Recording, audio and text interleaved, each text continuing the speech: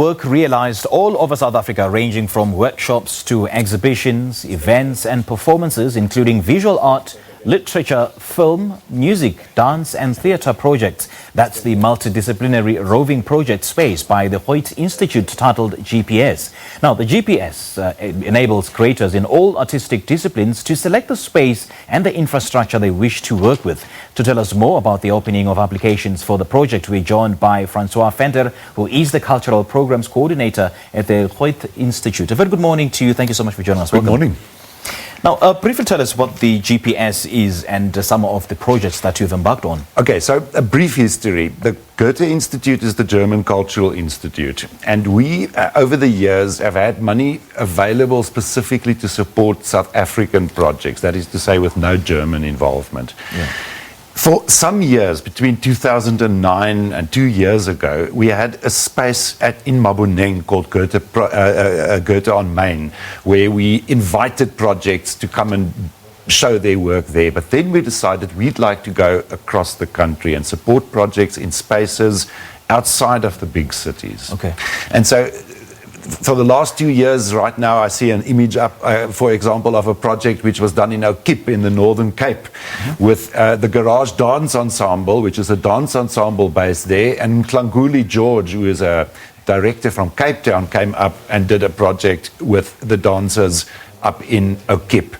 We also, for example, had last year an art exhibition, a photographic exhibition in Durban, which 2 curators created with family images from the Indian and coloured communities around Durban.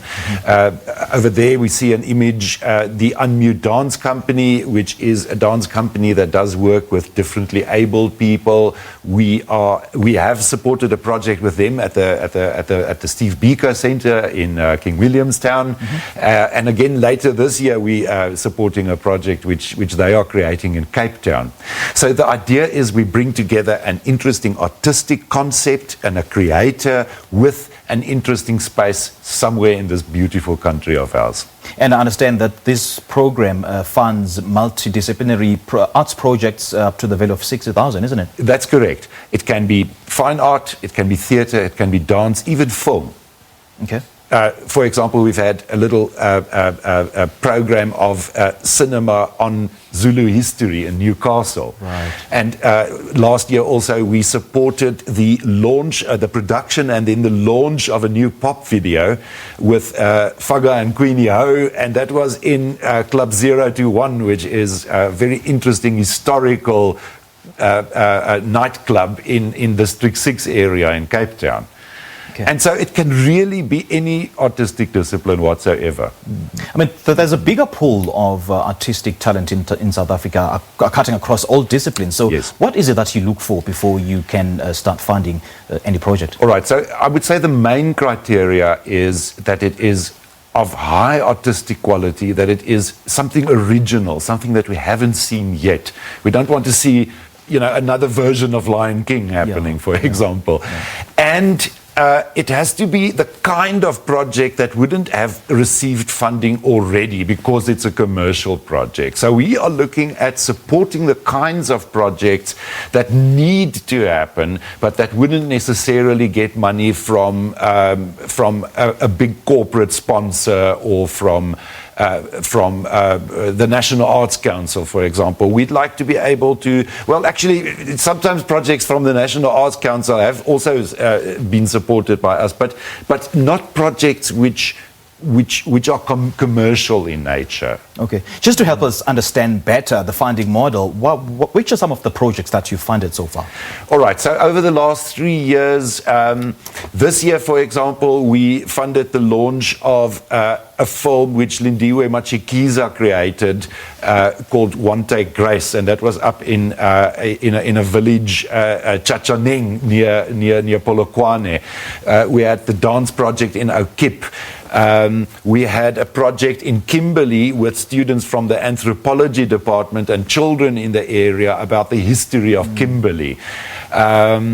We've had, as I mentioned, the art exhibition down in Durban with Zara Julius and Chandra Frank on the history of the coloured and Indian communities of the Durban area. So those are some examples. And I understand that you're calling for artistic project proposals from all over South Africa? That's right. 12 August is the deadline. So how do they partake in this? They go program? to our website and they will be able to find the information. There's a frequently asked question section for background. There's contact telephone numbers if they want to speak to me and ask questions.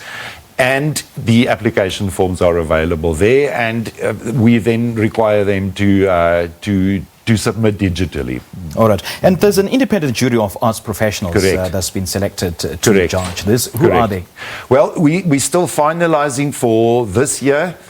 But so far we've finalized Vanessa Cook, who's one of the founder members of the Market Theatre. Okay. We've got Zara Julius, who's one of the curators. We always bring in somebody from last year's successful projects, who curated the exhibition last year. And Lindiwe Machikiza, who is a successful recipient of an award this year. Okay. The fourth person we still have to finalize. The jury will be sitting sometime in September, and we usually announce projects for next year by October. Okay. All right, Francois, thank you so much. We appreciate your time. All the best, eh?